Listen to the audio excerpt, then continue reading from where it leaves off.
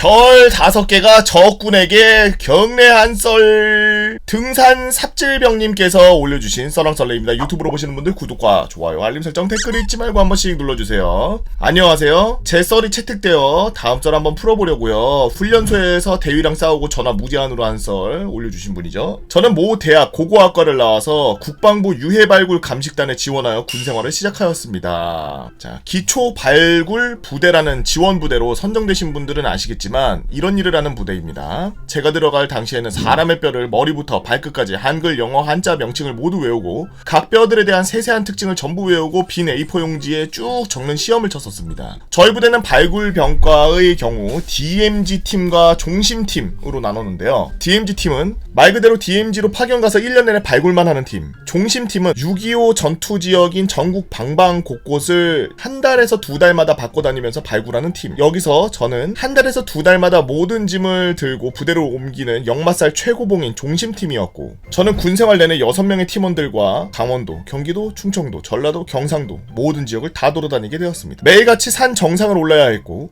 이는 기초 발굴부대 분들도 마찬가지고, 저희는 주로 유해나 유품이 삽질 중에 떨어지지는 않나 확인하면서 통제를 하고, 기초 발굴부대 분들은 저희 앞에서 삽질을 하시죠. 저희는 뒤에서 호미질만 하고 있으니 유해가 안 나오면 꿀빤다고 생각하시는데 맞습니다. 대신 유해가 식별되면 2m, 2m, 2m 정도의 정육면체로 땅을 파고 집중해서 발굴하게 되죠. 보통 유해가 발굴되면 약 95% 확률로 신체의 매우 적은 일부만 발굴됩니다. 전투 중에 신체가 남아있을 수 없는 피해를 받은 경우, 전투 이후 폭격으로 인한 훼손, 세월이 흐름에 야생동물이나 폭우 같은 자연적인 이유로 훼손 같은 경우, 다양한 이유로 시신 전체를 수습하는 경우는 진짜 거의 없습니다. 이를 부분 유해라고 부르며, 신체가 90% 이상 잔존할 경우 완전 유해라고 부릅니다. 이런 경우 피해를 파악하는 것은 거의 불가능하기에 일단 국군으로 생각하고 중앙에 보내면 유전자 감식을 통해 피해를 식별합니다. 사건은 강원도 전방에서 발굴을 하던 시기, 발굴지인 그곳은 조금만 자세히 보면은 북한군 GP가 맨눈으로 보이고 다 녹슨 대전차 지뢰 뚜껑 및 포탄 탄피가 굴러다니는 최전방. 최전방이라는 것은 한국전쟁 최후까지 격전이 벌어진 장소라는 이야기고,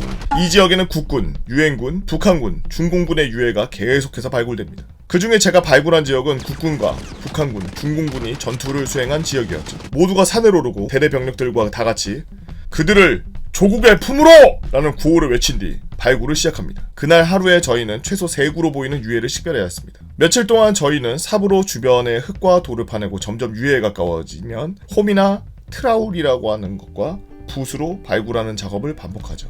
이런 작업 중에 철과 철이 부딪히는 소리가 들리면 거의 박격포탄이나 수류탄입니다. 이런 상황 속에서 조심조심 발굴을 진행하였고 점점 사람의 형태가 뚜렷해졌습니다. 마침내 3구 중에 한 구의 유해가 거의 드러나게 되었고, 이 유해는 판초우이를 머리부터 발목까지 덮은 채 전투화가 빼꼼하게 나와있는 모습이었습니다. 언뜻 보기에는 전사한 사람의 동료가 덮어주고 잊혀진 듯한 모습이었습니다. 판초우이를 들춰보니 가장 형태가 남아있기 어려운 작은 뼈들을 제외한 거의 모든 뼈들이 온전한 모습을 하고 있었습니다. 100구의 유해를 발굴하면 2~3구 나올까 말까한 완전한 유해. 완전 유해를 발굴했다는 기쁨도 잠시 뭔가 이상한 느낌이 들었습니다. 주변에서 나온 유품과 전투화, 판초우이 아래 깔린 다양한 유품들, 저희 국군 것이 아니었죠. 전투화는 너무나도 명백한 적군의 것이었고, 유해가 생전에 착용했을 것으로 보이는 탄띠의 버클 부분에 명확하지 않지만 적군과 유사했고, 허리 부분에는 비닐 재질의 파인애플 통조림 파인애플 모양의 무언가도 있었죠. 알고 보니 적군 수류탄 포장지라고 하더라고요. 유해를 덮어놓았던 판초우이는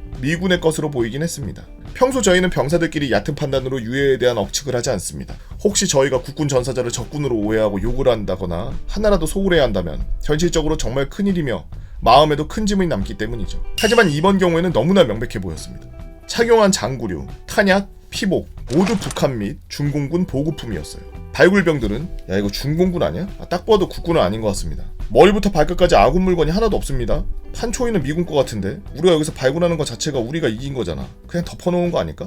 토론이 오갔죠. 하지만 저희 팀장이 전투화는 전투 중에 바꿔 신을 수 있다 잔구류도 주워서 착용할 수 있다. 총기도 주워서 아무거나 사용할 수 있다. 라는 이유로 중앙에 넘어가기 전까지 이 유해는 일단 국군으로 모셔졌습니다. 정말 희귀한 완전 유해가 나왔다는 소식에 타 대대 병력들이 견학을 오기도 했으며 대대장, 연대장이 차례로 유해의 국화를 헌화하고 경례와 묵념을 한 후 돌아갔죠. 저는 찝찝했으나 그냥 입 다물고 있었습니다. 정말로 당시 너무 추워서 적군의 옷을 입고 급박한데 총이 없어서 적군의 총을 줍고 전투화가 해져서 적군의 것을 착용했을 수도 있으니까요. 그리고 연달아 VIP들의 방문이 이어졌습니다. 며칠 텀을 두고 해부대 사단장님이 방문하셨는데 투스타의 방문에 저희는 그동안 발굴한 유품을 산 입구에 전시하고 전투 후 사례와 발굴 진행 상황 등을 보고하였죠. 사단장님은 저와 다른 발굴병들에게 의문이 가득한 완전유해, 헌화, 경례, 묵념 등을 제례를 하고 떠났고 모두에게 수고했다며 아이스크림과 음료수를 사주시고 돌아갔습니다.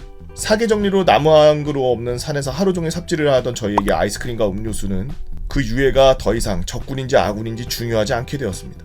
아휴, 이젠 될 대로 되라 라는 생각이었고 다른 유해 수습으로 바빴기에 더 이상 신경 쓰지 않게 되었죠. 사단장도 왔으니 이제 더 이상 올 사람도 없겠고 이제 관포만 하면 되겠다라고 싶었습니다. 사실 적군일 경우에는 절차도 간소하고 관포를 안 하기 때문에 저희는 편했습니다만, 그리고 저희가 적군으로 굳게 믿고 있는 이 유해는 총 12개의 국화, 별 2개, 세기도 힘든 무궁화, 다이아, 병사들의 경례가 쏟아져 내렸습니다. 그러나 아직 VIP는 한 분 더 계셨죠.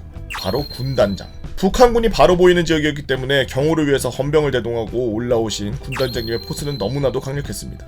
군단장님은 그동안 더 나온 7구의 유해를 둘러보시고 완전 유해로 오셨죠. 아주 흡족한 미소를 지으면서 모두 수고했고 앞으로도 더 많은 영웅들을 찾아주길 바란다 라고 하셨고 저희는 모두 가슴이 벅차올랐습니다. 결국 군단장님도 똑같은 길을 걷게 되어서 무려 15개의 헌화와 별 5개의 무수한 무궁화 그리고 다이아 짝대기들의 경례를 받고 태극기에 쌓여서 중앙 감식소로 보내졌습니다.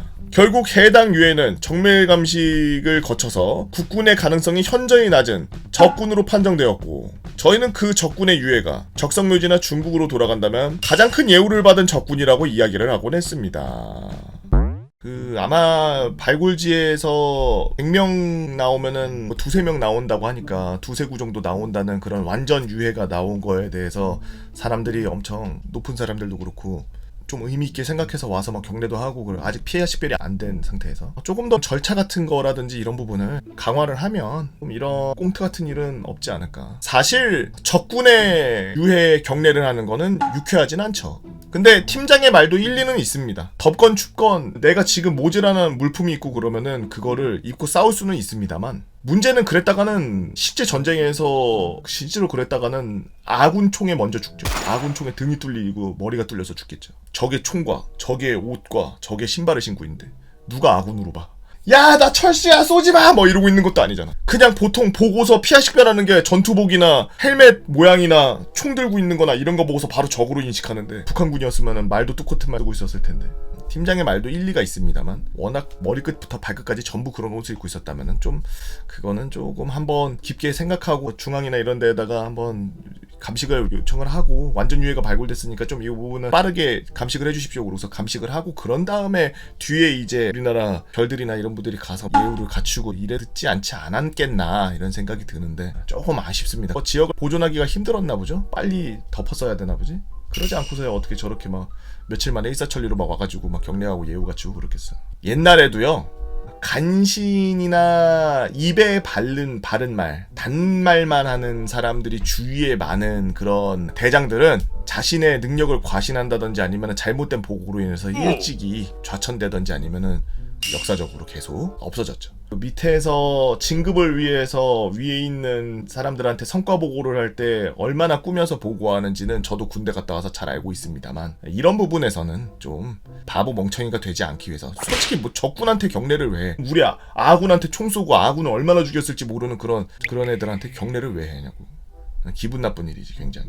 대장님들이고 좀 높은 지위에 있는 분들이라면 밑에 있는 사람들이 좋은 말로 그냥 둘둘 감아가지고 보고한 게 아닌지 아니면 진짜 맞는지 이런 것들을 좀 확인하는 작업도 조금 필요하지 않나 라고 생각이 좀 드네요. 제일 중요했던 거는 그냥 완전 유해가 그렇게 발굴되는 확률이 적다고 하면은 발굴되자마자 바로 유해 일부를 중앙에다 감식을 빨리 요청을 해서 적군인지 아군인지를 빨리 판별하는 게 제일 낫지 않았나 싶은데 뭐 통째로 다 필요했었나 보죠. 여튼 하루빨리 아직 가족의 품으로 돌아가지 못하신 나라 지켜주신 6.25 때 국군 그 유해들 얼른 찾아가지고 가족의 품으로 돌아갔으면 좋겠네요. 여러분들은 어떤 이야기들을 갖고 있나요? 남들은 모르는 여러분들만 특이하게 알고 있는 이야기들 네이버 카페 개보거팬 다모에라 개팬다로 오셔서 써랑설레 게시판에다가 글 남겨주시면 유튜브로 작업해서 업로드하도록 하겠습니다. 유튜브로 보시는 분들 구독과 좋아요 알림 설정 댓글 잊지 말고 한 번씩 눌러주시고요. 오늘도 나라 지키기 위해서 고생하고 계시는 모든 분들